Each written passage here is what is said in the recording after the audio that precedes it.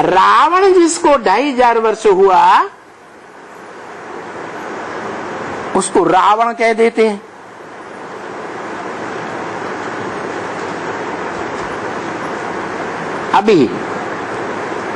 अभी माने कभी संगम युग में। अभी उन राम को राम कहना नहीं चाहिए, अभी कहना चाहिए है, अभी कहना चाहिए,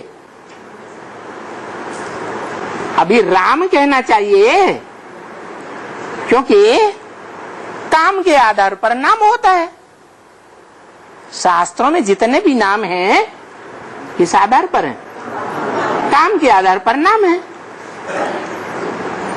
और राम का काम ही है रम्यते योगिनो यस्मिन् इति राम, जिसमें योगी लोग रमण करते हैं, प्रसन्न रहते हैं। काय में रमण करते हैं? इंद्रियों के सुख में नहीं, अतीन्द्रिय सुख में रमण करते हैं, उसे राम कहा जाता है। तो बताओ, अभी वर्तमान संगम युग में राम वाली जो आत्मा है, इसमें परमपिता परमात्मा शिव प्रवेश करके पार्ट बजाते हैं, भले गुप्त पार्ट बजाते हैं। अभी प्रत्यक्ष है या गुप्त है? अभी गुप्त पार्ट बजाते हैं। तो भले गुप्त पार्ट बजाते हैं, परंतु ये भी बताया कि तुम बच्चे मुझे जितना याद करते हो उतना मैं तुम्हारे साथ हूं। तो तुम बच्चे जिनको कहा उनमें राम वाली आत्मा है या नहीं है? तो जितना याद करती है उतना ही शिव बाप उसके साथ हैं या लगातार साथ हैं? है? लगातार साथ हैं। जब बता दिया जितना तुम याद करते हो उतना मैं तुम्हारे साथ हूं, तो ये तो हो सकता है कि मनुष्य सृष्टि के 500-700 करोड़ जो मनुष्य रूपी प्रत्यय हैं, उनके बीच में वो सबसे जास्ती याद करता हो। परंतु अभी ये तो नहीं कहेंगे कि सदा काल याद करता है। करता है, सोता नहीं है, है? सोता है। अभी तो नहीं कहेंगे कि निद्राचित बन गया। अतीन्द्रिय सुख देता है कि इंद्रियों का सुख देता है? अतीन्द्रिय सुख देता है। अभी भगवान बाप तो कहते हैं अतीन्द्रिय सुख पूछना हो तो ये 16,000 गोप गोपियां गाई हुई हैं, इनसे पूछो। अभी वो संख्या दिखाई पड़ती है? दिखाई पड़ती है? नहीं।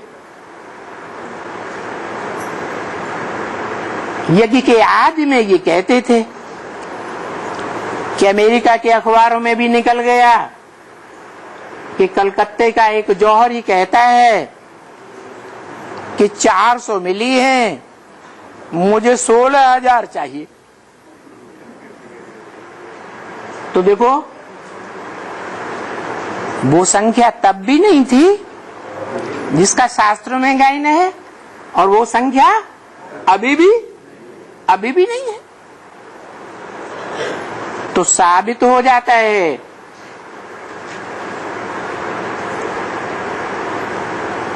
कि भगवान ने जो चरित्र किए मनुष्य तन में आकर के, उन चरित्रों का यादगार भागवत बनी है।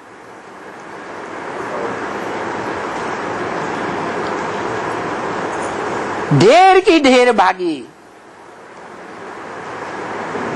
भगवान के पीछे। भगवान के पार्ट के पीछे। परंतु अभी राम को राम नहीं कहेंगे। कहेंगे? कहेंगे? हाँ, अगर राम नहीं है तो क्या है? रावण। सीधी सी बात। सारी दुनिया रावण संप्रदाय, तो सारी दुनिया में राम की आत्मा नहीं है? नहीं है? अरे है या नहीं है? अभी राम भी क्या है? रावण है। क्यों? क्योंकि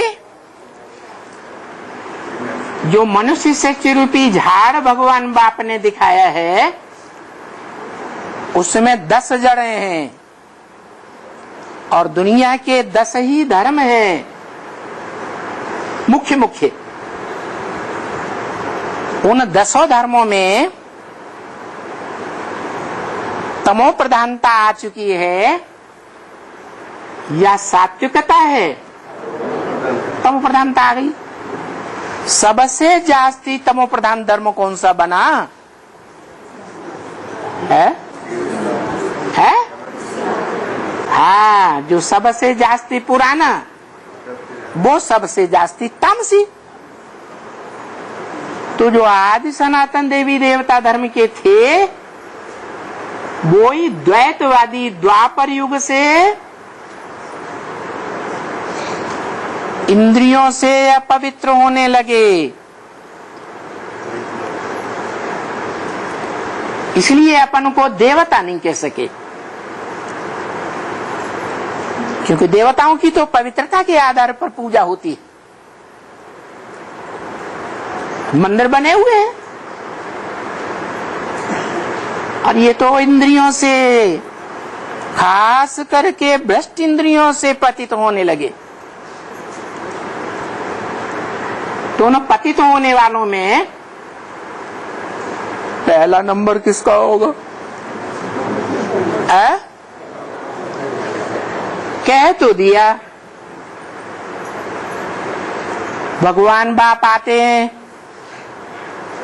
तो जो पहला नंबर ब्राह्मण बनता है सो पहला नंबर देवता बनता है। जो पहला नंबर देवता बनता है वो ही पहले नंबर का क्षत्रिय बनता है। जो क्षत्रिय बनता है द्वापर युग में पहले नंबर का वो ही क्या बनेगा? वैश्य बनेगा। तो पहले पहले विषय से कौन बना है? राम वाली आत्मा। कैसे? कह जाना तो बड़ा आसान है, राम वाली आत्मा। अब कोई पूछे कैसे तो बताया। देखो, मुसलमानों में भी इस्लामियों में भी ये मानते हैं कि अल्लाह मियां ने जब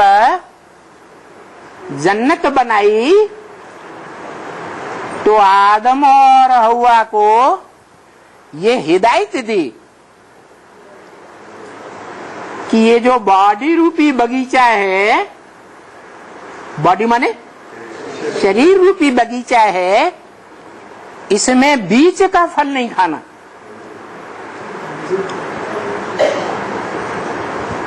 उस समय तो उन्होंने स्वीकार कर लिया,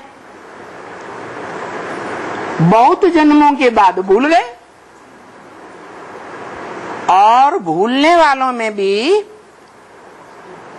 पहले हवा का नाम आता है या आदम का नाम आता है? हवा का नाम आता है।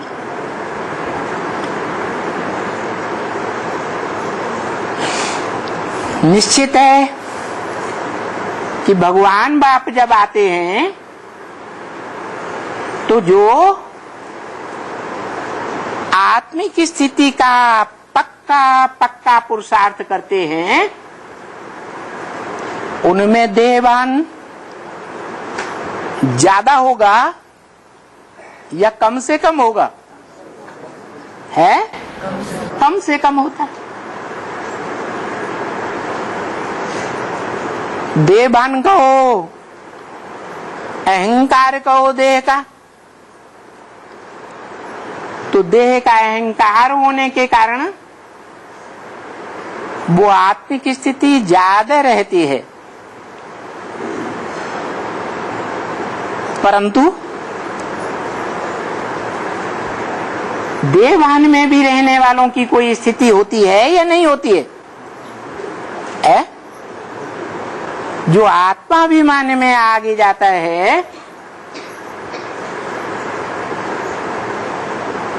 वो सारे जगत का पिता कहा जाता है, जगत पिता। जगत में देव आत्माएं भी हैं, क्षत्रिय धर्म की आत्माएं भी हैं, इस्लाम धर्म भी है, बौद्ध आदि सभी धर्म।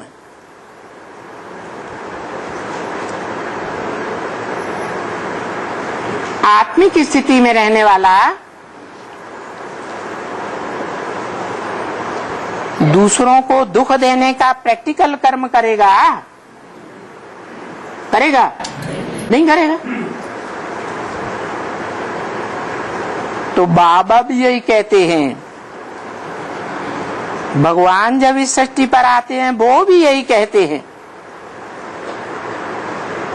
कि शंकर क्या करता है? कुछ भी नहीं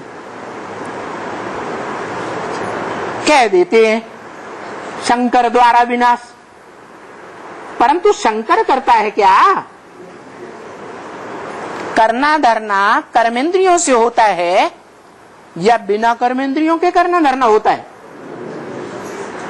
तो शंकर को तो याद में बैठे हुए मोस्टली दिखाते हैं, और याद में रहना कोई कर्मेंद्रियों से कर्म करना नहीं कहा जाता। ज्ञानेंद्रियों से भी कर्म करना नहीं कहा जाता।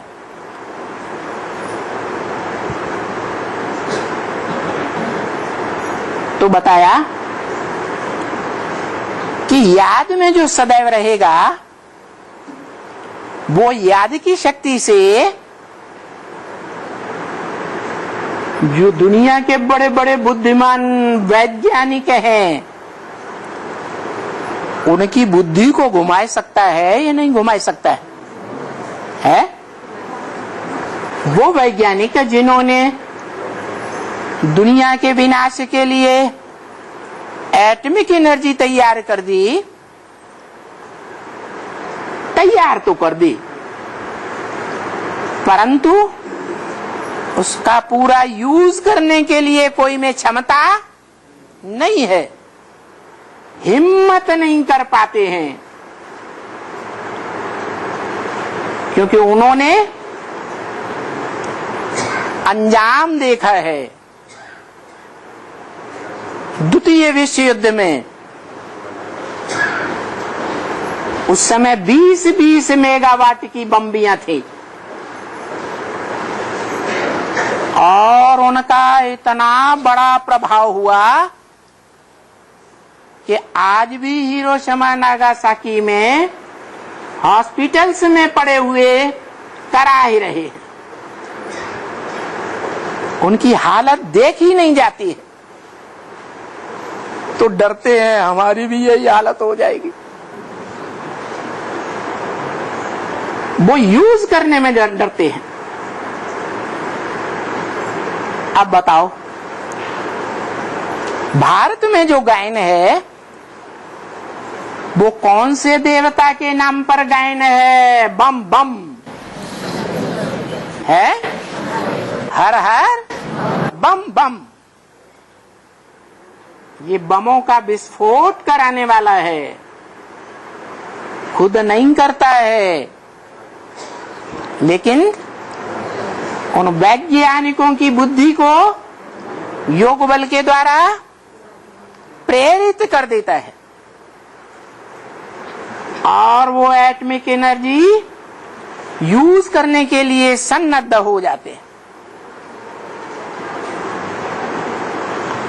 परंतु विनाश क्या एटॉमिक एनर्जी से ही होता है?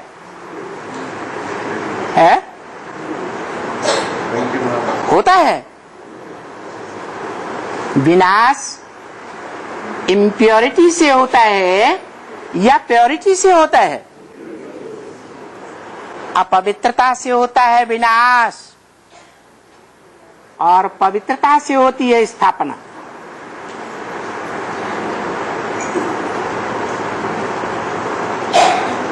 पवित्रता कैसे आती है?